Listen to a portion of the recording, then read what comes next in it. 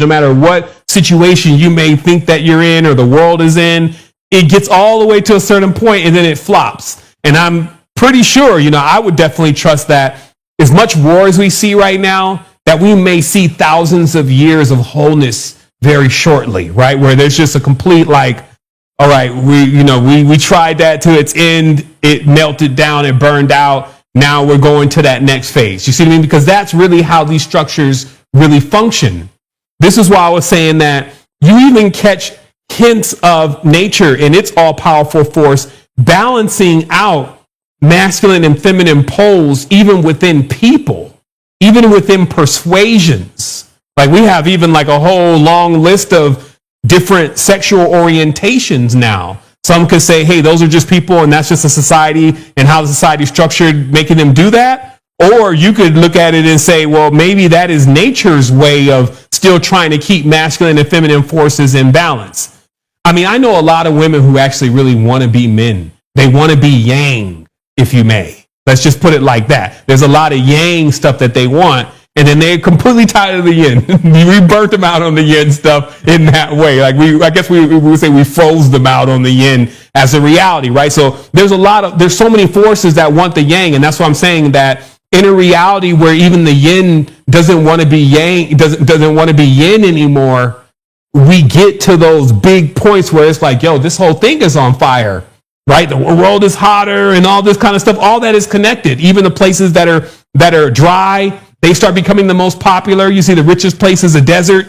You see what I mean? So all that, it permeates the consciousness because it is all the consciousness.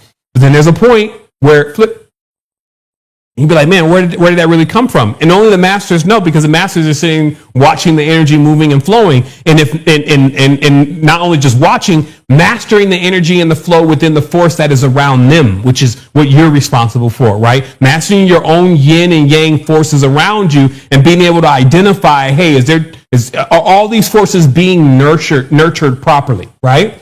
So let's look at this.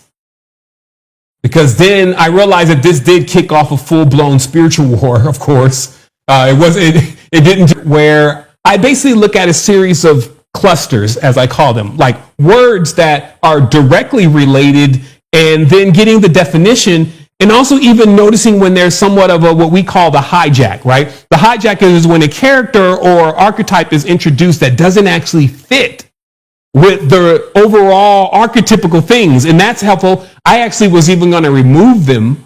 And somehow when I did my whole production, they were still in there. And I was like, okay, that's good. Let's not even remove them, because it would, for the student, it's good to see when you find something that doesn't fit. Kind of like when they put the thing in front of you as a kid and they say, hey, which one doesn't go in this group, right? So it's like that at times. So we're studying now first, let's say the Jinn, that's D-J-I-N-N spelling, the J-I-N-N spelling, and the G-I-N spelling, okay? Because again, LLMs say these words are not related, and I'm over here outputting that they are related. So it says these terms share Arabic and Persian roots, but extend to the Indo-European languages through sound and meaning connections, revealing a cross-cultural concept of a hidden or mystical entity, okay?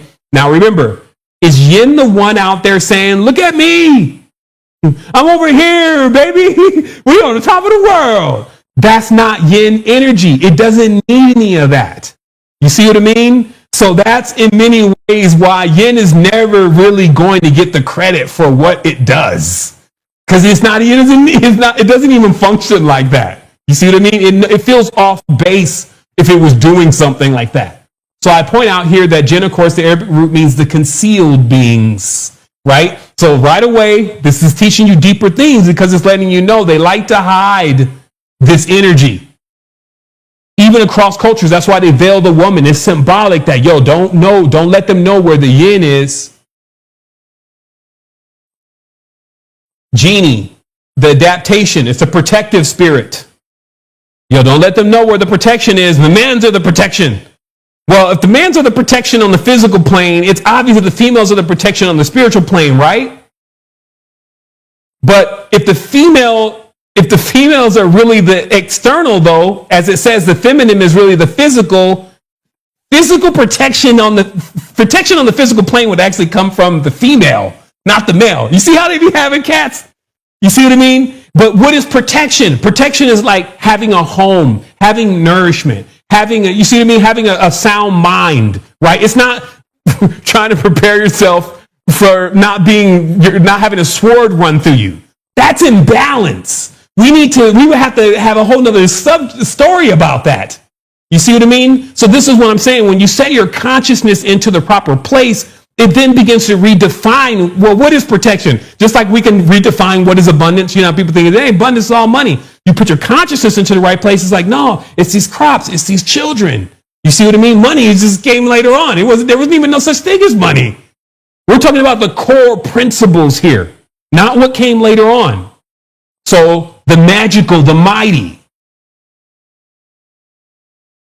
gold, metal, okay?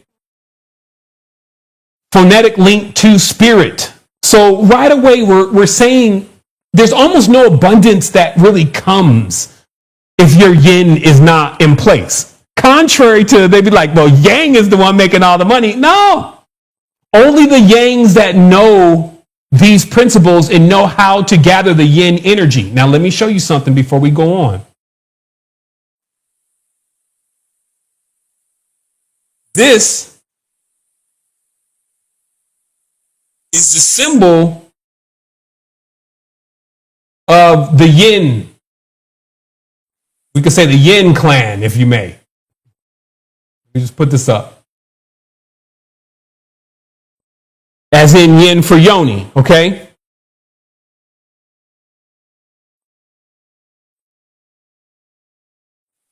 Watch this.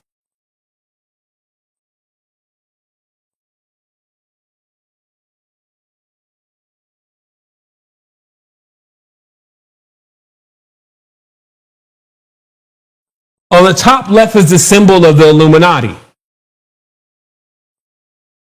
Okay? So they're kind of saying a lot of things when they put them up right, because the other one is going down. It actually looks more like the vulva is. This one is like adapting a fertility symbol, but turning it into an opposite direction.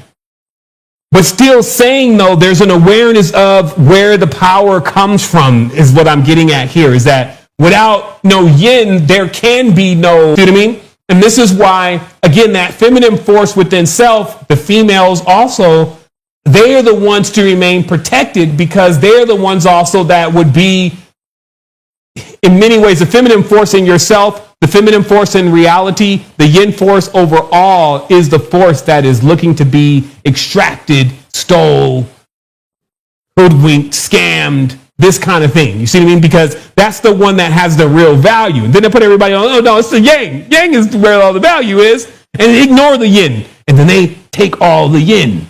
You see what I mean? So they control all of in many ways, they control a lot of what is perceived to be the feminine force. Now, here's some things that even the women need to know. You can see in occultism where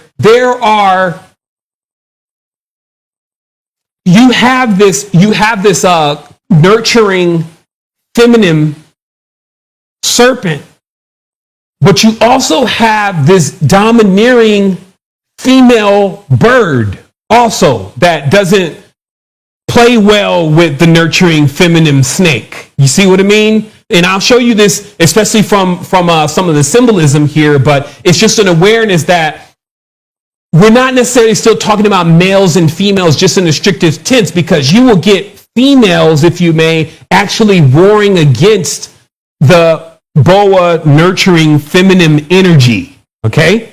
You see where I'm coming from? So they will have from different, let's just leave it there. I just wanted, it's something that you have to recognize, because then you don't just start categorizing everything like this. It's going to take beyond the good and bad to understand where this knowledge is. Okay, so then we have another word, and all these words were words that I listed. There was a couple of them that I had pulled, like, hey, did I miss anything? But my original set, which was like 8 words in this category, the other one was Jen. Now, there's also Jen, G-E-N here, which also is synonymous to kin. This means mysterious and profound. So all of these words are like, yo, you need to know what's up with yin. We got protecting, magics, mighty, gold, profound, mysterious. Man, just open up the door. Let me see what we're talking about. I mean, why all the suspense? So then we have Jan, which of course is in Hindu also as a term of endearment. It means soul, life. Okay. And then we have Janae, which is the ancient Palmyrene protective spirits, right? So that's a cluster of words that share the commonality. Then here, imbalances also has its guarantees. They're not so pleasant. But what I'm saying is if you get this balance, not necessarily right, not necessarily wrong or left, but if you get this balance, then you can more than look to fulfill everything that you're looking to achieve in all your existence.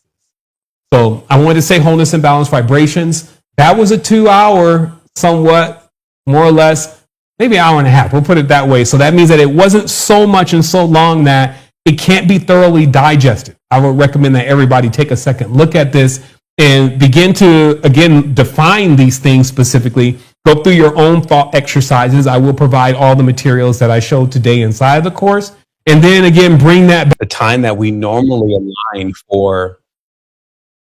I got some reverb going here. Give me one quick second, everybody. I need to. Where is that one line somewhere? Give me one quick second.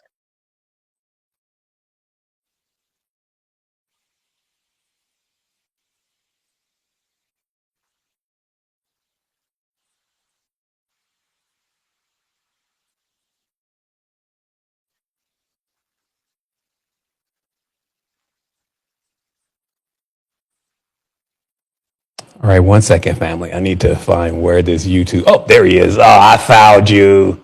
There you go. You all over here causing trouble. All right, so we good. So now we should not have any kind of reverb happening. We got everything in line. So you know what? Today I'm going in. The live show, you know what? I noticed that the live show always wants to get me every time. So you know what? Let's just always enjoy when the live show has something crazy going on. And also, like the other day, I had a typo on something. So somebody was like, yo, there's a typo there. And I was like, that's how you know it's not AI. Let's start celebrating these moments. It's like, you know, it's me when it's you. It's supposed to be saying your, Y-O-U-R, but it says you, Y-O-U, which totally destroys any sentence. You know what I mean? If you've ever had one of those. So typo is now the new proof of life. And so when I come in here, you know, and this has been years, y'all know it, it's always still the criteria of coming in at 1,000.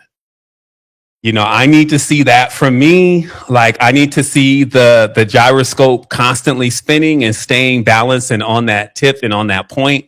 And I realize that that's only really a thought. That's just something that you get to choose to do. Like my teacher used to say, is like, Sevan, I'm not telling you to do any of this. I'm telling you that you get to do this. And when you realize the difference in the two, then you'll understand where I'm at. And I totally get it. Like to be empowered to make moves and to do massive things in your own life, in your own existence, with your own being, what you still have is the ultimate control of the universe, not them, the verse, we, the verse. No, it's the universe, right? Because you have the opportunity to control what's going on inside of yourself. And so I'm coming in at 1,000 and I'm starting this way because I'm ready to go. Like the train is already moving. And this is, of course, just by touching and connecting. This is something that we do to exhibit that instinct of when you win. There's generally a jumping up and down. There's a raising of hands. We'll over here a little bit more today. So there's a raising of hands, right? And these raising of hands, like I always seen it as so important because there's so much knowledge about the power of the hands coming into an agreement. And that these two halves of the body are really like the masculine and the feminine. But when you put them two hands together, that means, hey, yo, we coming together now and we're going to create. And that's why the unity, it shows you right there. If you're not connected in with everything, if you cannot dissolve all of the confusions and conflagrations happening with inside the universe, then your universe will never be united. And so this is the real mission. It always has been the mission. And here we go again. And at the reality, though, the mission is getting pretty wild. You got to admit, like, from the I am not the body state of consciousness, this is definitely a lot of experience going on in the body. A lot of folks are getting grounded here because they're seeing all of what's going on. But what I want you to see is I want you to see these hands today. I'm going to take a quick moment. I'll pull one hand down, and that awareness that all is self. So I want to give thanks to the tribe. I also want to mention that each of these energetic spaces function themselves as portals. And at any point, if you feel like you're alone, even though you're breathing, if you feel like you're alone, even though you're drinking on this water, and there's a lot of other beings that are actually assisting you, if you ever feel alone, you can remember these moments and you can know that we're here in wholeness. And with that being said, you know what we do, like, let's drive through this, because today it's like a culmination of things. Like, we came into the new year and right away we were presented with the return of Kundalini. And that is the energy that was coming through. It was like, listen, you know, I want you to really know that you have the power. Like, if you store up all your power in these weapons, or you store up all your power in these money, you are powerless. Your power will fluctuate. But if you're in that vibe of sovereignty and you're connected in with all that is, which just means that you're focusing on that and the importance of that, then you already have what you need to have professional technology, what people just call protection. Okay. So we're going to be talking deeper today about the protection, though, because of course, many are getting a little concerned as the reality is shaking up a little bit. And that literally means that your own personal foundation, you know, is in question. Right. And this could happen. It happens for all of us. Like, there's different levels of foundation that we need to shore up from time to time. But what are you shoring it up with? Like, what are you building your foundation with? And I trust that today, by the end of this conversation, you'll be able to answer that question clearly, and it will actually include more of you than anything else, meaning that you're actually building your foundation with what you can create. Now, we're going to start off here, though, because it is important for me to let you understand what you're creating with, though, because the rarity of what you happen to be engaged in is very powerful to know. It can empower you just within itself. And I do a lot of that. So maybe, I don't know. I believe that if I tell you how valuable you are, you do really take that to heart. But I do it often. So some people are like, yeah, you know, it's just Sevan. He's like my dad telling me how good I am because he wants me to succeed. Right. But when you hear it from someone else, maybe, you know, it'll hit different. So I want to share this video first because, you know, it was just something that it was a small statement. And I just happened to be doing a build on this. And it stuck out so much that I felt like that if I started anything or talked to anybody on the social side, that I should access to authentic teachings. Oh my goodness. Do you know how many religions and traditions and gurus and all this kind of stuff that's out here that was just sometimes completely designed to serve the agenda of just a group of people, or sometimes even one person? Just not the conditions there for the awakening to happen. The freedom to practice. Do we know how many cultures restrict those who are in them from practicing any traditions? Learning anything outside of that culture? You know, the religions are playing a huge role like that. Like, immediately, you know, there's a layer of indoctrination so strong the person forever sees for the rest of their life the idea of God as being Santa Claus in the sky or a totally different motif than anything that looks like them. And then this one amounts to many comments inside the YouTube of someone saying, man, would you please simplify this? It can't be this complicated. I don't understand what you're saying. That's happening less these days, though, but the intelligence to see the opportunity. Because in every single way, opportunities are all around, but do we see them?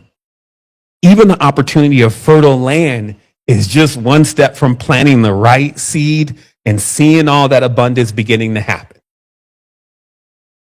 But even deeper in this, you know, as you start moving through the intelligence layer, because there's three things that you need to be able to do to create. It is the same way that the world was created. You need will, and you need knowledge, and you need action. In Hindu, that's Ika. Janana and Kriya. And I don't care who it is. It could be Tony Robbins. It could be a brand new guru. Whatever they're talking about, if it's working, it's still going to distill to this because that's exactly how the universe works. So we're going to not get ahead of ourselves, but we're just going to accept for this moment that if we've joined into this space to get the esoteric knowledge, really the gift is all in your hands. It's all on you. And the things that I'm going to talk about today really should become how you fill your time. If you're being interrupted, it's one thing to look at what's going on in the reality. It's another thing to believe it. You see what I mean? So like as a watcher, we could just be observers watching things go on. But if we've been funding on our sovereignty in a very strong way, we're also kind of aloft it, meaning that we're kind of watching it go on now because sovereignty puts you on a different layer. It prepares you for things. That's why we called it sovereignty mentorship. It's now adept training because everybody that went through sovereignty mentorship and reached that sovereignty also reached adepthood. And the adept training is where the world now, that's what they need because the sovereignty is something that's going to take time to build. So we did that 12, 13, 14, 15 years ago. So I have many beings on this line right now sitting in sovereign positions, watching the matrix in an aloft position and still doing what they can to stabilize others' foundations that did not heed that warning, or maybe they just came in, or whatever the scenario may be, in a time where now it's clearly showing you this is the time of the Illuminati. This is the time of the illuminated. What does that mean? You just are able to see what's going on. See, they made it like you were throwing lightning from your hands is what it meant to be illuminated. But the reality is illumination in relation to occultism is just that you know the truth of certain things. Like one, they're all in the same club, Republican, Democrat, whatever it is. They're all in the same club. They all go to the same lodges at certain times of the year. So if you didn't get Shakespeare's The Whole World is a Stage to realize that there are many people, many of them that are moving in the background, orchestrating what the masses see, just like what Hollywood is doing, just like what any station, just like what the news would do, just like what any regime would do, is get the people and get them distracted and then start extracting from them all their values and all of their resources. Okay. I want to let everybody know also I'm on a heavy anti-inflammatory agenda, and that has me doing things like cold plunges every day, or actually 3 times a day. So I even did a cold plunge before I got in here today. But I actually feel the train starting to warm up because I came in here, and I know some of y'all are cold in different cold places right now. And so I trust that this message will warm you up because it's actually about Kundalini, right? So, I just want to take a sidebar for that, I feel the train warm up. But no, I came in here cold. Like I had soaked the servos on dry ice to make sure that in this build, I can progress through this and then start wrapping it up, but still stay from going nuclear because there's so much happening. My passion, my will is still here. It's still into it, but it's not the way how most people move. I will admit that. Meaning I can watch anything. I can read anything, but I will not digest that or even allow it into my system the same way that others will because of what I learned through experience. I will say, man, I'm constantly humbled every day in my creation process. I just came through this entire process. We're building something beautiful. We're going to be teaching kids about the jobs of the future. We're going to be giving them all of what they need for incentivization to learn. But in this process of building, I went through my final, what I thought was my final layer. Then I brought one of my colleagues in to go through a debug process and was prompted into now another layer of repair. Without being long-winded about this, I went through 4 layers as I was going through different people that were involved and engaged in this, 4 layers of reiterating something that I already thought in the first layer that I was done. Because one was there was experience there. I was building it. I was in it, but I had not actually enlisted the proper perspectives to let me understand the other things about it and how it needs to work and when I can say that I'm actually done. So I took from that one, there is no substitute for experience. You got to run this thing. You got to do it yourself. You got to do the work. There's no amount of reading, no amount of YouTube videos, no amount of none of this that will ever be the same as the experience and what you will encounter there. So get on your journey. But even from there, I was like, man, I'm about to light this thing up into a whole nother level, because I'm going to show how getting into other worlds is as simple as you opening an eye. Okay, this is why a lot of this about the eye is going to be very symbolic, and I'm going to show a lot of this today.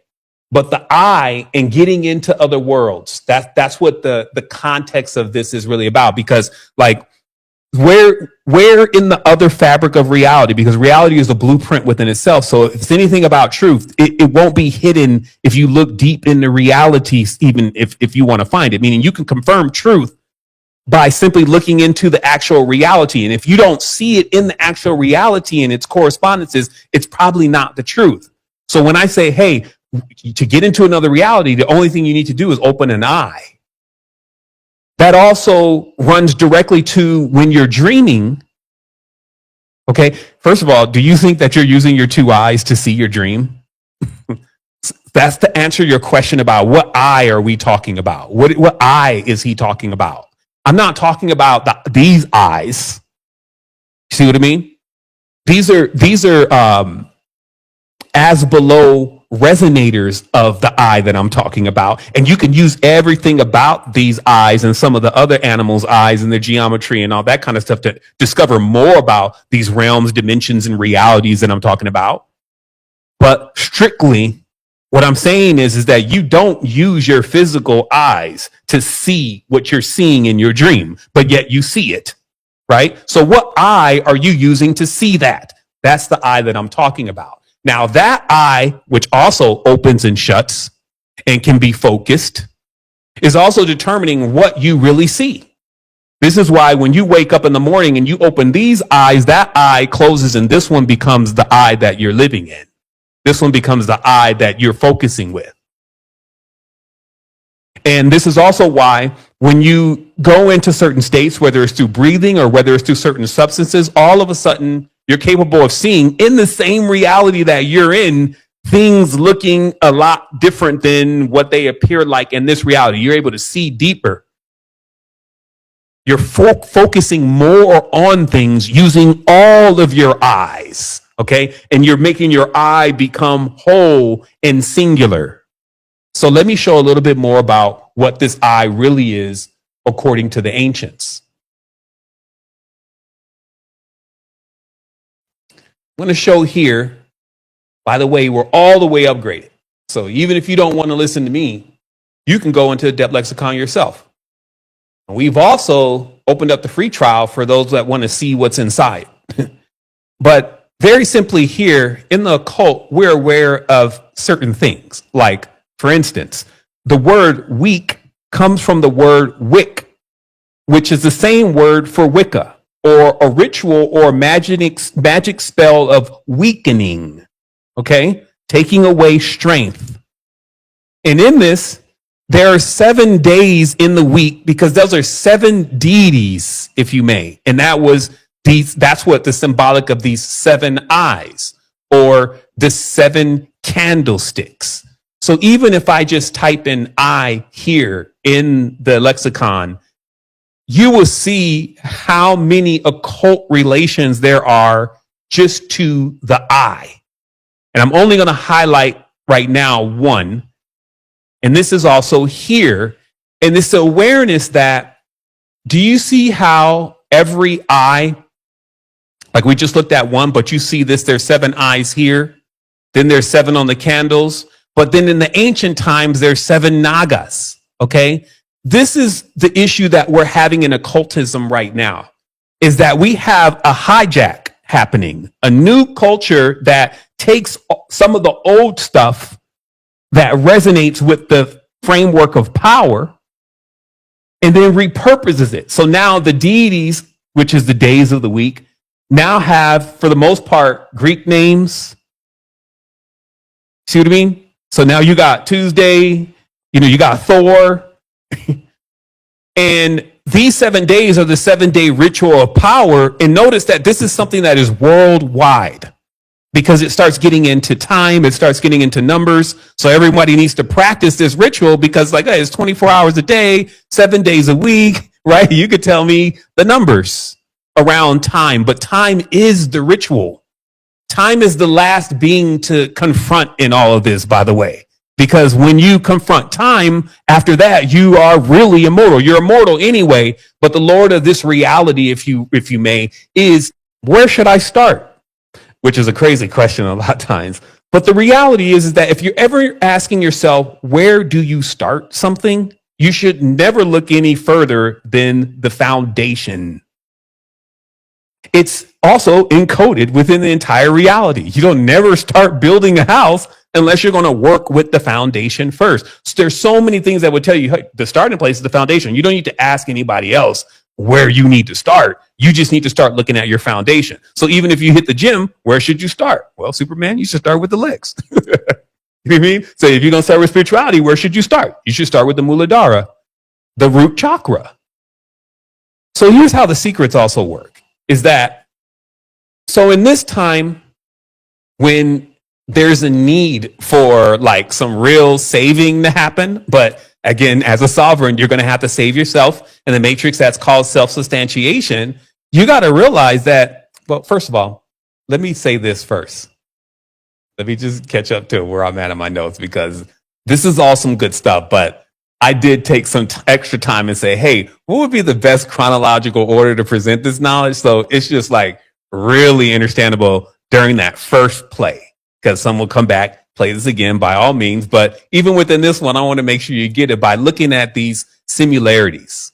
So before I just drive off into this build, and that's why I want to stop, is remember earlier when we were talking about the rarity and like how difficult it is to get in the body, then how difficult it is to even have where you could practice the knowledge, and then how difficult it is for you even comprehend the knowledge, right? So then you're just like in this like 0.1% technically, if we're talking about billions of people, and that's how rare you are.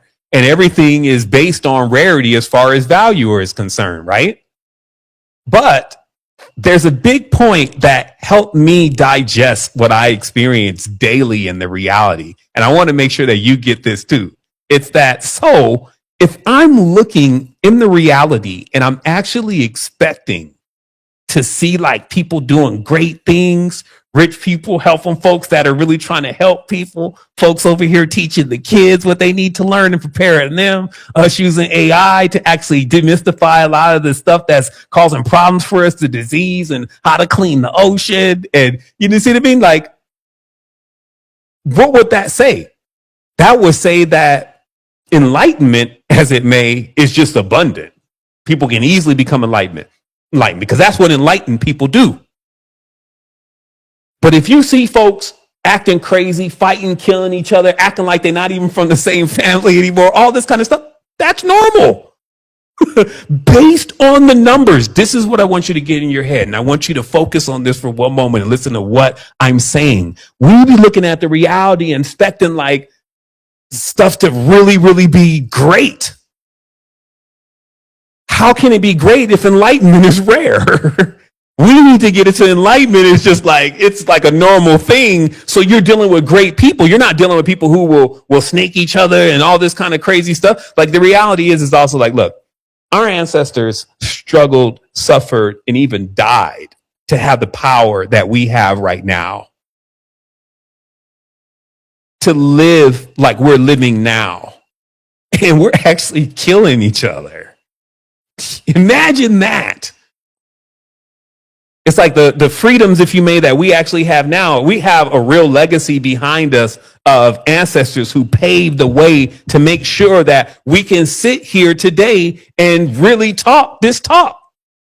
So we are standing on the shoulders of our ancestors, yet we're missing out on the true opportunity because we're still dealing with those lower urges of the consciousness. Now, I want to also let you know that the Kundalini sits in the coccyx area, deep, curled 3.5 times. And then there's a knot, if you may, which they call it's called the knot of Brahma.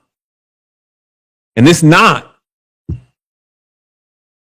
it's energetically, because this is what we call blockages. This is how thoughts become blockages. When you get too much into the body, then you start having fear. And then that fear associates you more with the body. And in that, you can't unlock or come into the awareness. Because what is the awareness? That you don't have anything to be afraid of. That you're actually a mortal being.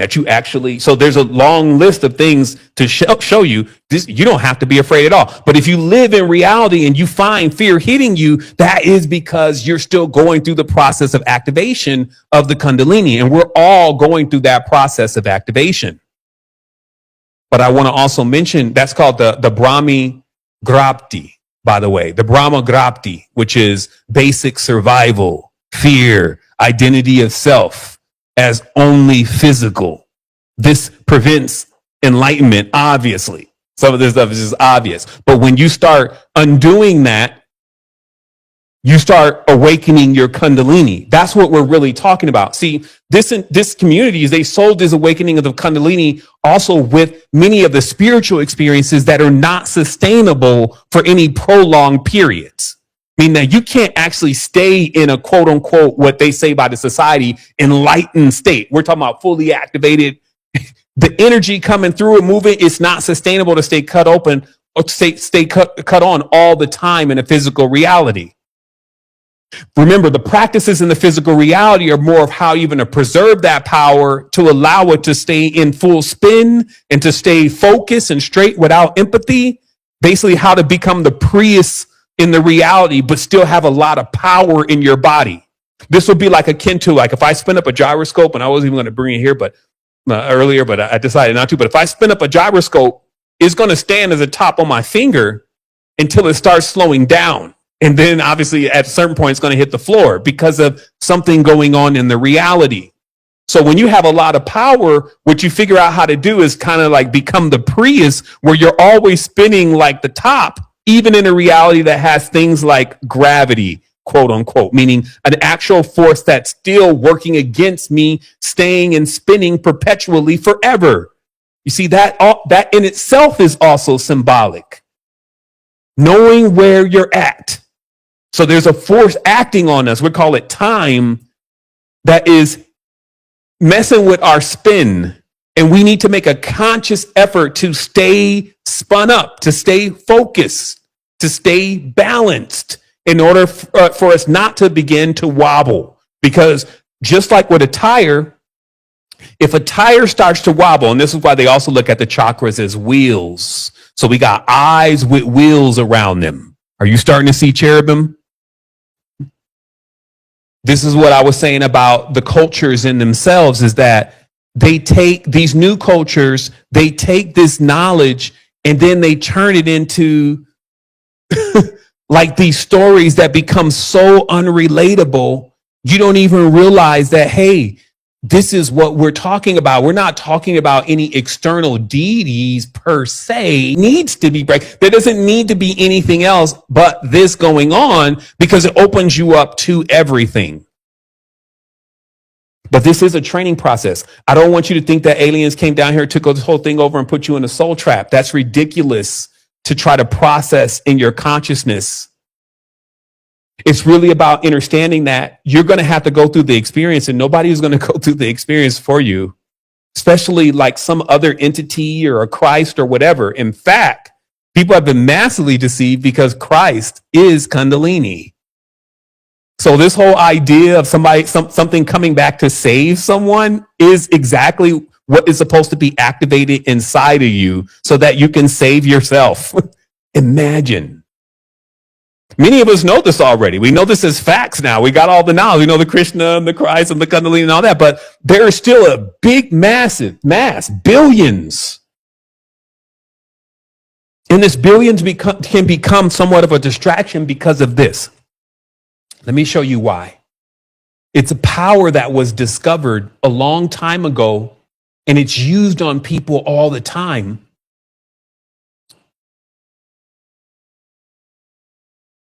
Let's look at it here. It was discovered in ancient India.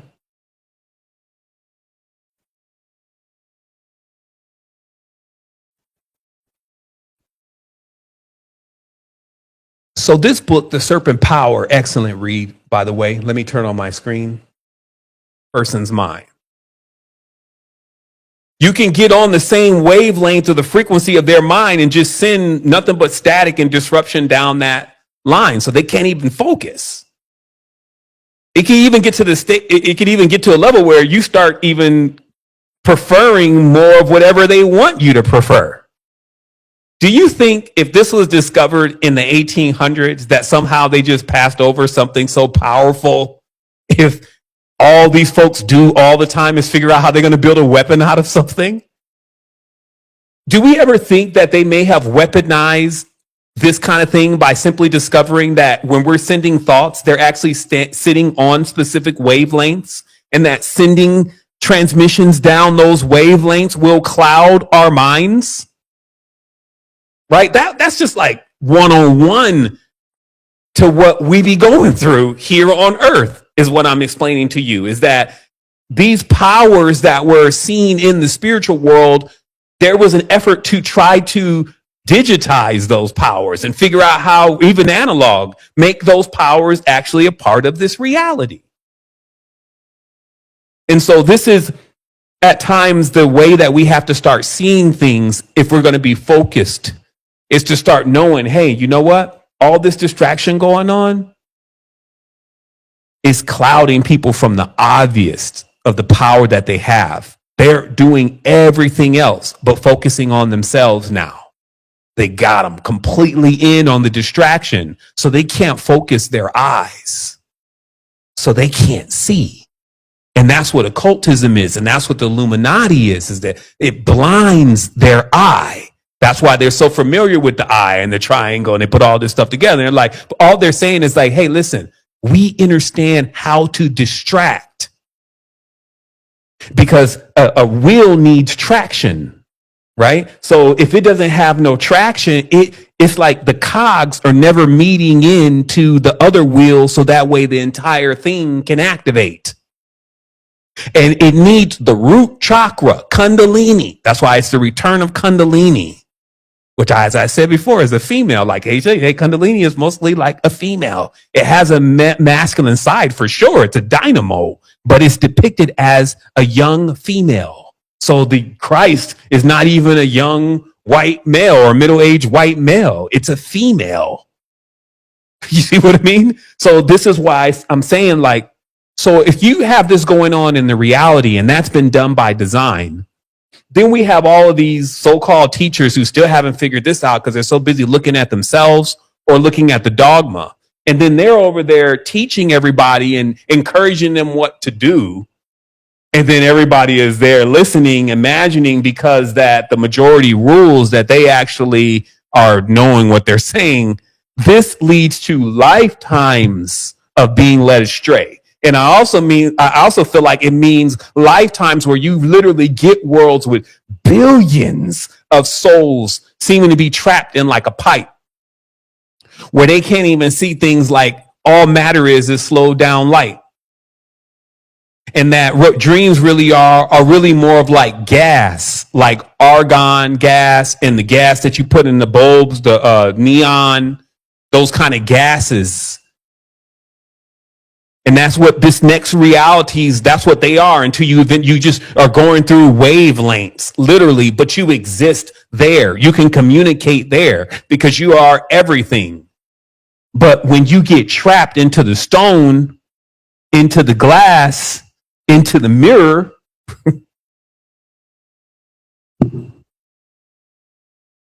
it locks you out, because it's literally like, there's a fail-safe mechanism to say we can't activate them. If we activate them, what's going to happen is every world you're going to enter all your worlds at once, and you're not going to be prepared. That's why the protection is there over the root chakra, to prevent the activation. So the person goes through a gradual awakening as the Kundalini, because the Kundalini in itself, like I said, it is the real, if you want to say these extraterrestrial, alien, all this kind of stuff, the spirit power, the serpent force, the ancient ancestor. And as I said, here's another big secret. Remember, what happens if I have a motor running and I put it on a battery and then I switch the poles of the battery? Does it stop the motor from working, my electrical engineers? No. The motor simply spins in the opposite direction. So this is what you need to also understand. It's just because we're talking about Kundalini, just because we're talking about spirituality, it doesn't mean we at all said that it is good or bad. Because that becomes another thing that people think, oh, yep, all the people that do Kundalini, they're all enlightened. They're all good ones. No. There are people who switch the battery and they're going in another direction. And you can see them because, it's like, unless you are out of your mind, if you can't look at that person and tell that they're doing something that is going to lead them down or in the wrong direction, if you may, because you can't even put a directional up down thing on this, but a degradation. Do you see them degrading? So even though you see a lot of power, you see a lot of cars, you see a lot of money, you may see a lot of women, you may see a lot of all the things of the world, clearly that's not sustainable. And this is what it's really also about from a higher level. It's not just about sustainability for the world. It's about the pattern of sustainability, which just simply means that you are self-contained. Your system contains itself. And you have surplus. This means that people who have a strong foundation, they're very balanced, they're able to really assist others. That's what mentors are. There are beings that have gotten to a certain level of balance and like, okay, yeah, it's solid up here. Now I'm going to help pull some other people up. You got to know how to recognize those people and then also recognize when somebody is not that. Because the only thing that you're really saying could be the most valuable thing to you here in this plane would be your time. Because the God is time. Why is the God time? Because it's 7 days a week, 24 hours a day. It's literally time as we know it. And notice how illustrious that is, though, like how it's like, you know it, but you don't know it. You do it every day, but you have no relationship with it. You're a part of it, but you can't see it. And you can identify that time is the God, is the one working the spells, is the one working with the ritual. And at any moment where you nullify time by simply realizing that it's irrelevant for an immortal being in that way, you can exist within it and actually benefit even from the paradox of it. It's like, okay, so we die, but we're immortal. Oh, this is interesting. Just like in the dream. You just don't play me like it's not possible. Just like in the dream, died the other day, woke right up. Behold, I'm here again. That's not going to stop. That's a part of our power. But coming into realities and being dumb or coming into realities where they're not developed, because here's why the plan of extinction of enlightenment in this reality is still underway. And it's because still when you're born to parents. And if those parents aren't enlightened, you can't come through as a baby and expect certain things not to happen by the time you reach age 18 that don't start putting blocks into your chakras. I also went deeper and I read lots of stuff about this and also my own experience. And it was mentioning how also the top two next chakras are where a lot of the traumas and past issues are also sitting. So generally when a person doesn't line themselves completely and go through those cleansing processes, when they open up that root chakra, it just pushes the energy right into where the blockage actually is really going on, where real stuff happened there that needs to be cleared. It also talked about, not talked about, but in this case, I have a direct account from Victoris Kovinskis, who actually left the world 2 weeks ago. A little bit more, was a great friend and teacher. Him also, Theo, giving love, honor, and respect to them in the great beyond looking at us. He mentioned how when they were taking a lady through Kundalini activation, her hair caught on fire. Just in case you think this doesn't transcend into a physical phenomena, the physical is the lowest one of them. We're going all the way up into something that can defeat missiles, nukes, weapons, government agencies, all types. All that stuff is just petty.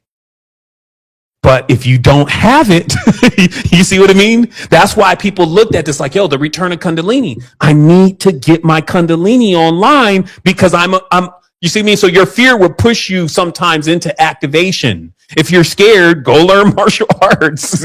You see what I mean? It's like a natural reflex for those who still have their wits or their will about them. So of course, again, this reality, it tries to weaken the will. The farmer holds the plow, the worker the wheel, which is that Sator or Repo, Tarot, which is that palindrome, right? That's all connected to this too. Because your will, as they said, hey, you need the will. And let's just bake into that. You need the knowledge and you need the action. When you see how those tie in together, it's powerful. It's just like you meditating. Because first of all, what they're saying also, the deeper teaching is that how the world began was it began on an urge, but the urge is a sound. And I was like, man, that's the part they be missing sometime in these lessons. I needed to know that urge makes a sound. Of course it does. And that sound is the first sound of creation. So when you have a strong will, you make a strong big bang sound of whatever it is that you're trying to manifest. And I say only trying in that case because this is literally a trimurti. Now the energy must be split. But let's make it very simple. If there's not a strong will in the beginning to do something, the bang sound is not strong enough. So in the back, behind the scenes, the stuff that you can't see, the creative force is not strong enough. Then when you have that strong will, the knowledge, as they're mentioning, is very important. If you don't know what you're doing and you got a strong will, now that's how you end up in prison. You see what I mean? Like, that's how you end up bent up all in a bad situation because you wanted it so bad, but you didn't have any real knowledge. And then finally, because all them cats over there, they got so much knowledge now. They got like all these books and they know how to eloquently put it all and all of that. But no action. I'm really making my way out of duality through action. I'm really making things happen by building the actual places that it's supposed to happen. There has to be some action with all of this. They say, with all that getting. So you see how when those two, that's how you move. It's like boom, boom, boom. Will, knowledge, action. Will, knowledge, action. Will, knowledge, action. You see what I mean? And that's a force that, it's the force of how the world was built. So it can't, and the universe was built and everything that you're seeing. And it starts with that urge. How much do you want it? And then what they do is that they bend the urges. Demi, meaning lower, urge. Lower middle urge. Lower middle urge. Oh my goodness. Demiurge, is that you? And the gonads. These are terms. These are medical terms for these parts. The goons. This sounds like something is. You got the demiurge and the goons together. Like no telling what can come of this. If that arbitrator, because that's what we're talking about. This Christo or crystalline Sushumna column, right? Like this is the arbitrator between these two forces that need to be put to work. They are creative forces, but if they don't have the arbitrator, then the motor is only going in one direction. Notice how the Taurus, it has this flow where you could tell that it could go centripetal and centrifugal. The wheel is going in one direction and can go in the other direction.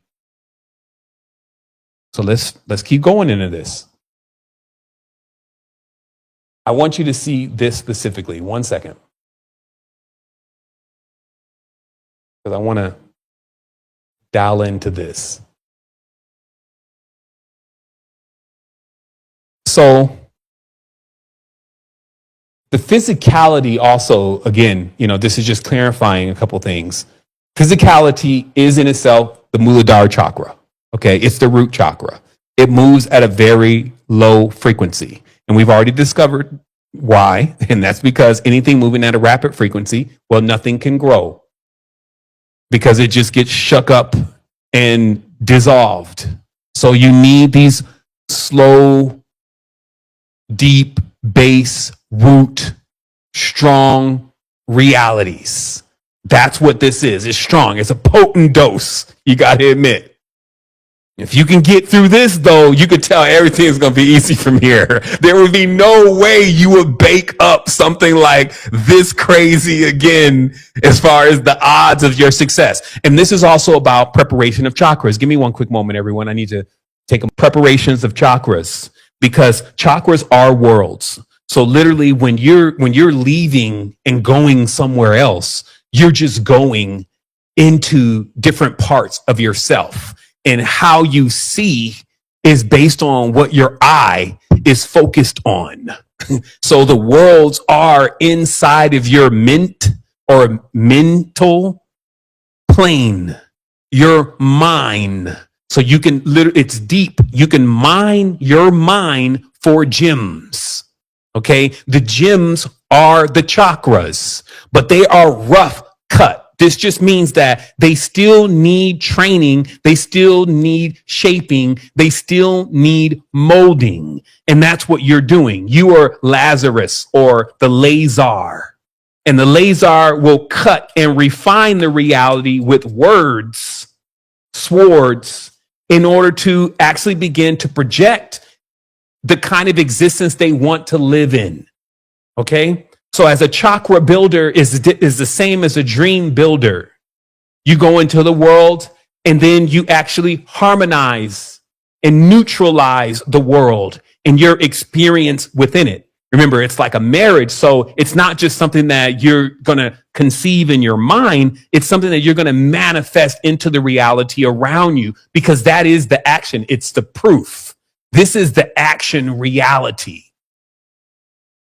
It is the physical proof. But still remember, everything in physicality is still a part of the Muladhara, including the robots. And it's important to understand that these ideas also that like a matrix being a computer simulation, that is dumbing it down. They modeled computers after what we're talking about, not vice versa. So also remember in this, we're talking about real power. I'm not here to play with anybody about how serious this is as far as being mindful about the energy, because we're seeing so many continuously dissolve. We're trying to figure out these mysteries. Let me show you the difference. Meaning that in a world where everybody is now rewarding you for doing something that feels more carnal, because we talked about before, the numbers, let me get into my YouTube here real quick. The numbers are you can attract people to you, including women and men. Or that the Kundalini, you see, there's a whole list of things that Kundalini can also do. And this is why I put the bill together. I said entities, not humans. And what this bill was about is that if people for one moment realize that we're spirits before we are what people call humans. So technically, you're just around a bunch of spirits or entities. And because of that, and because you can't see all of these entities, you would be surprised at how many entities are actually just around waiting to fulfill what their job is. Because there's a myriad of them that are just stationed to people, especially that have some type of power or control over somebody else, or very beautiful, or have some kind of resource or gem within themselves. You see what I mean? And then they try to guide their path and whisper in their ear and tell them how to do certain things and basically corral all those people and actually keep them into the overall objective and the agenda of the Wizard, or basically whoever is commanding that team of jinn energies that actually have the job of basically watching human beings and intervene or trying to intervene in different things that go on with them by whispering in their mind. So they could tell a pretty girl, hey, you should go over here, blah, blah, blah today, right? She's like, you know what? That's what I'm going to go do. I'm going to go get my stuff done. She thinks that's her own ideas. And then we got another guy who's also in control of a few other things. And then they tell him, hey, maybe you should go do this today. And he starts having this thought in his mind. Yeah, I'm going to go over there. And all these people think that it's their idea, but they're actually being set up to continue the chain reactions of things happening in the background that are about the planning of what's going to go on with the souls of the world, since they don't even really care anymore, a lot of them, about where is the destination here. And they've started getting comfortable. They all in the club. I saw some stuff the other day. I was like, yo, they really are getting comfortable here that can create a crash dummy. Because just because you have certain degrees of the Kundalini activated, it doesn't mean that the tests are still not coming. Because remember, there's more worlds. I've heard masters say they spent 4 lifetimes just building their root chakra, that there was no rush to get into the Sahasrara and all the higher chakras just right away. They frowned upon certain things. While in this reality, we're like, yo, I'm going all the way to the pineal. I'm going to Mount Pineal. And then meanwhile, we're not realizing what you're saying is that you're about to project your seed form of yourself into brand new worlds simultaneously. And then you're wondering why the person went crazy. What would it be like to be born 7 times and experience the whole life and the death 7 times? That's literally what you're talking about, since chakras are the worlds and the orbit is your lifespan through that chakra. And so now we can see that, yes, this is a lot more deeper. This reality is restraining by nature the beings that are in it, because when they come into the awareness of what they truly are, that means that they are liberated from this reality. And because the reality is often seen like a place that hoards, they show all of the lower chakra beings. They love gold, heavy metals. They love things that hold them down, things that they can't take with them. When in truth, all you need is a perfect grain of truth. This perfect grain of truth is so infinitesimally small, you can take it with you anywhere. But this same grain is the same reason why you see countless amounts of blades of grass, countless amounts of blades of wheat or bushels of wheat. Think about what I'm saying. When I say to you the grain, you may think something small. Oh man, just a grain? I need more than that. When in reality, the entire reality is, a lot of it, especially the vegetation, is all built on a single grain. So this just means that you only need, because you know what you are is also infinitesimally small. But if you want to remain in the know everywhere you go, then you roll with that grain of truth. And if somebody says, hey, what is that? What is it? It's the same thing that's causing true synchronicity. If you wanted to really know what it is, it's not like a person, though. It definitely is an energy. And when you get your entire field into that level of harmonic, where your synchronicities are just lining up for you, like boom, boom, boom, that's it. And then when you start dropping stuff on the floor and things start breaking, right away, you know, hey, the pendulum is wobbling a little bit. What am I doing? Oh, yeah, I'm kind of hitting the club too much, which you should have been done with. Or, oh, yeah, you know, I'm having that larceny in my heart towards other people, other races, other places, other things. I'm getting caught up again into the matrix and what they want you to be caught up in, so that what? Well, this is a soul matter here. How many souls do you think are here that are basically lodged? Unless something really, really powerful comes through inside of them, then this is going to be where they remain. They're going to be the strata in the flora and fauna, or the foundation itself. Now you understand why Mother Nature is also like, all right, Yo, no, don't worry. Do it. Do what you do. Do what you do. Whatever you do, just don't worry. You're gonna go to exactly where you need to go. And if it's underneath everybody's feet, then that just means that's about how much you worked on your vibration. Isn't that fair? And then we can say, no, it's not fair if other people are leading people astray and blah, blah, blah, blah, blah. But it's all in the math. It's all in the ma'at. It just means that at some point in time, if you don't accept the responsibility for what's happening and seeing even the involvement of your family, your DNA, and others that are sharing the same vibrational frequency as you, and that it's all of our responsibilities. We can start with the families, we can start wherever, but definitely get it done to clean all of this up. That also looks like you becoming the first one in your family to become enlightened. You becoming the first one in your family to actually have a foundation, to actually even start saving money and start investing in things and actually getting real skills. Lastly, remember, there are skills that transition that you can learn into the dream world. Those are the ones, as far as value is concerned, are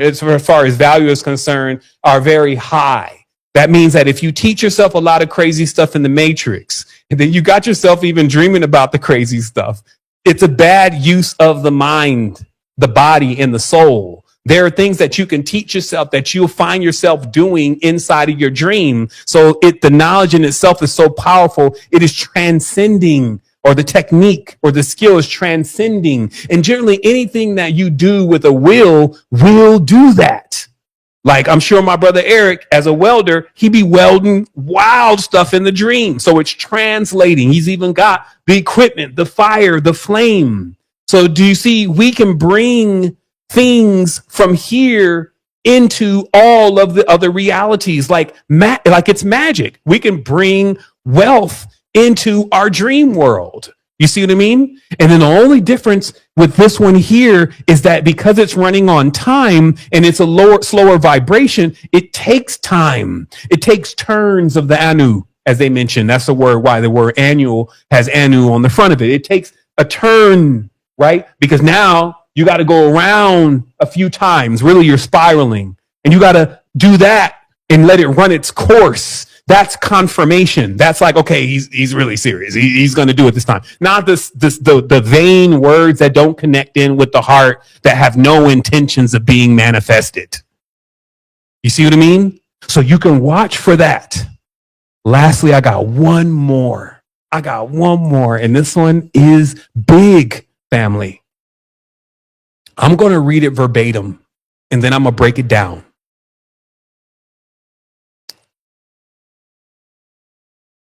The first part of life, you should expect a lot from yourself. However, in the second part of life, you should expect a lot from those around you. Okay, let me break it down. When these two don't happen properly, one lives a premature life. As a youngster, the more you expect from yourself, the more you're going to enrich yourself. You're going to have skills, clarity, things that give you value. This is very important, because if you're expecting something from somebody else and you don't have nothing because you squandered it all away, or you haven't built anything or cultivated anything really, this is misappropriate for you to expect anything from anybody else later on in life, because you don't have anything. You're basically a charity case. Today, as a mentor, I have to say it as it is, because I expect a lot from those who have actually went through this whole process all these years and listened to this message. I expect the most from you. I expect you to do great things, even beyond what I was able to even fathom with what I was able to deliver and what was given to me. But I'm going to clarify this again. When you're young, you can't be expecting nothing from nobody and expecting nothing from the world and thinking that they owe you something and you deserve anything. Don't play that game. They want you in that game. They know they control all these laws and they control all this stuff, and they can get you to thinking that you have some kind of power in their system. You're ridiculous. Your power is inside, and it has something to do with something totally different that they're still trying to mimic. However, there's another part to this.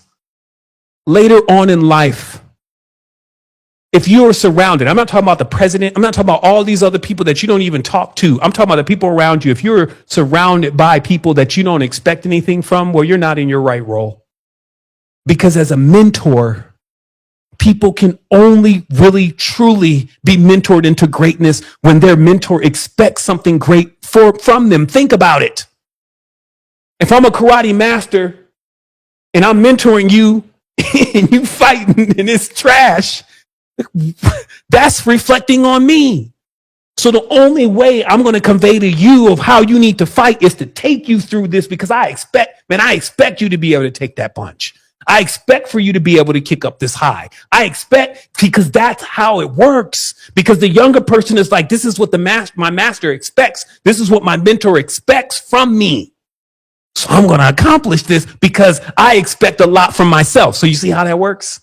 It's all tied in the growth, the balance. You see what I mean? The elders in their role. But you got elders even now that they don't get no respect from the people that are actually around them. So when they say something like, hey, y'all need to wake up, just a general statement. Y'all need to wake up. Everybody, whatever, old man. You got elders over here trying to bebop with the kids. Sometimes it's fun, but if you're setting the same example that you're trying to get them out of, what are we doing?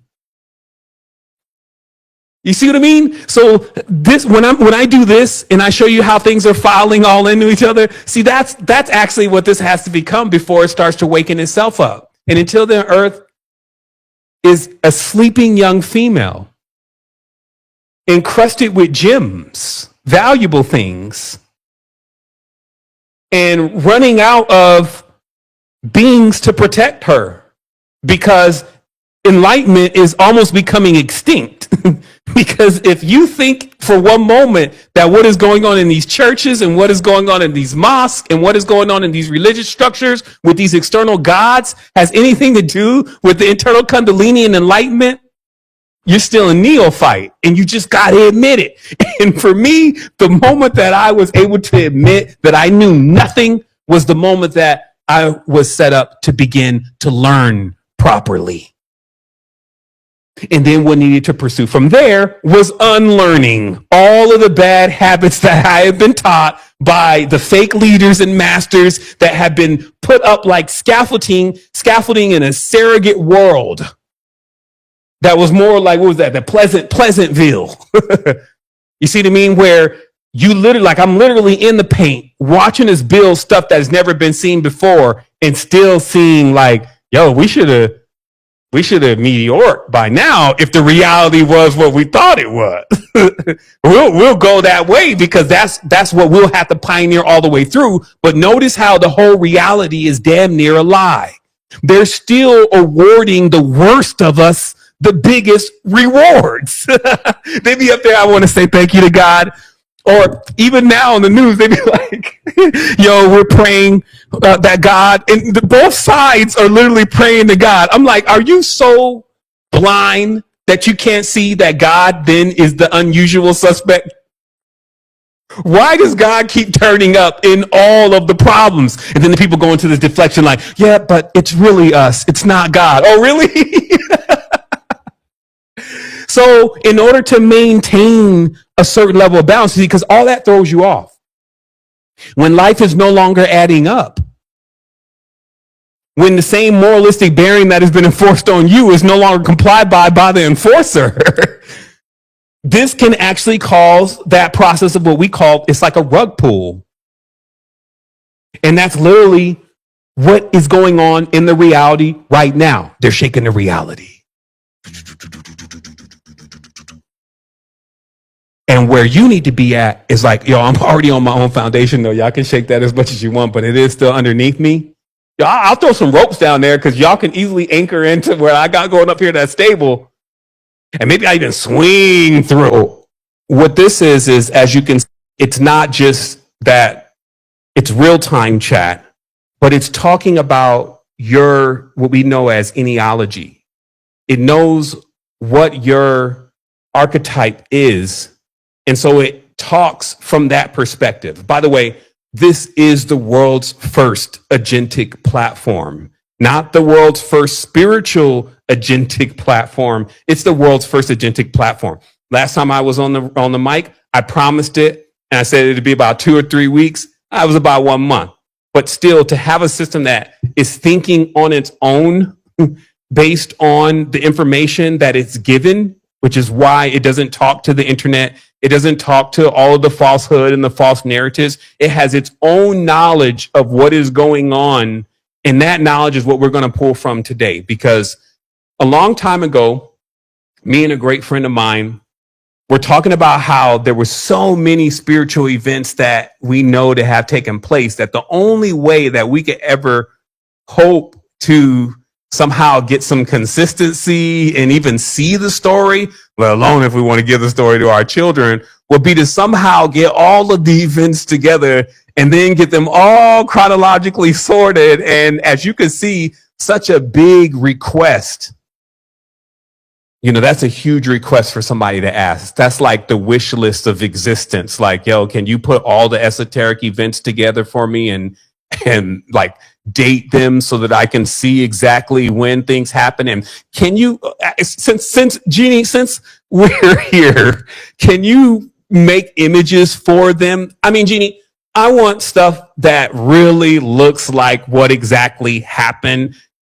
It all has to be accurate too. I need it to be like across all the languages, right? And then of course all the cultures, because everybody doesn't necessarily believe the same thing, or maybe they do.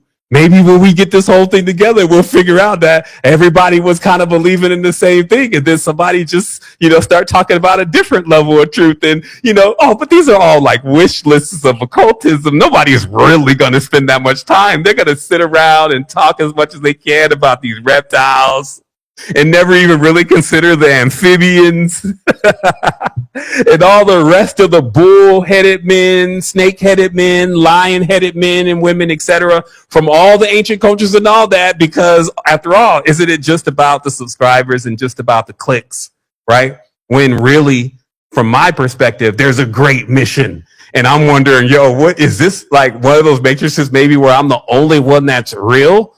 I won't say that because, of course, I would assume that wifey is real and the kids is real. But at the end of the day, as I'm saying that, being charged with a great mission and then saying, yeah, I'm going to complete that mission, it's quite interesting when you bite off a big chunk of the esoteric knowledge and the esoteric wisdom.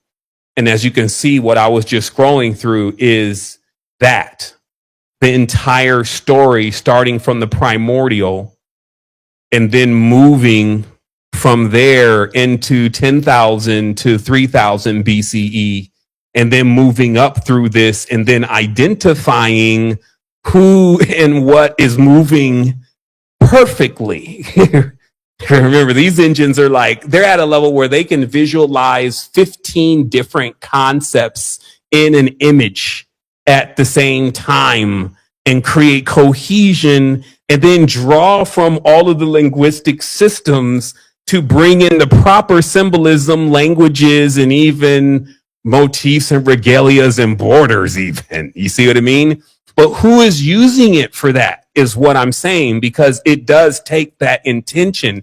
And that's what I'm here to talk to you about today, is like getting the intentions in alignment. Because one of the things that I was really concerned about as being, I guess the elder at this stage is that if somehow the knowledge is lost, if somehow the wisdom that was already etched on the walls in different places and all that is made obscure, then now we really get to start all over again and get lost as far as us that's coming in the future, things that are carrying our DNA. So it's important to preserve the knowledge and the wisdom, and then of course go one further and really upgrade it. And that's what I always was saying in the beginning. I was like, it seems like we're upgrading everything. They got new cars and planes and flying robots and all this, but they're not upgrading spirituality. They're still dealing with the legacy system with LLM or Allah, and they mad about that. And then they got this other system over here with this dude that definitely couldn't be the real dude from that area. And then if you say anything about this, of course, what you got coming, right? Because it's millions of beings. However, If billions of beings are doing the wrong thing and going in the wrong way, and you are clear that that is what's happening, it doesn't even matter. It is best for you to move in the other direction. And then when they finally turn around, you'll be ahead. And then you can assist them with leaping back to where they need to be, not leave them, not laugh at them, not tell them, I told you so. See, I told y'all. I told y'all what they was really doing and what they was really connected to. We spent years and years upon years just dealing with the vibration of the conspiracy to bring forth awareness. When you're even talking about all that crazy things and, those kind of stuff that's going on, like that even draws a certain level of virtue from you, right? Like it's just a simple difference between having something very amazing on your mind versus having something that's a bit uncomfortable on your mind. You know how it changes your frequency and how you feel. So many truth sayers and way showers were actually subject to quite a bit of murk just because people even like to hear the murk first. They want black goo before they want pranayama and deep meditations and heavy level cold plunges and breaths of fire. You see what I mean? So in all of this, it was quite interesting, to say the least, to understand how the spiritual power was moving, how to move with it, how to teach others about it, how to do that safely, how to stay preserved in the whole thing. You can see why, like, it's easy to crash out, like so many of the other people that we knew through this whole segment, even some of my own peers that you don't see or hear from anymore. And it's also easy to be out there like Top G having to fight in a couple nights because they got you on the gladiator, cut your face with the kitchen knife style form of consciousness, right? Where even the influencer now needs to go and jump in the ring and fight, right? But this is all the stuff that we were seeing on movies and seeing on things that, hey, this is going to happen. Like this, hey, this is predictive programming. No, this is patterns. And so it's important for us to know the master pattern. So today, we're going to open up this area.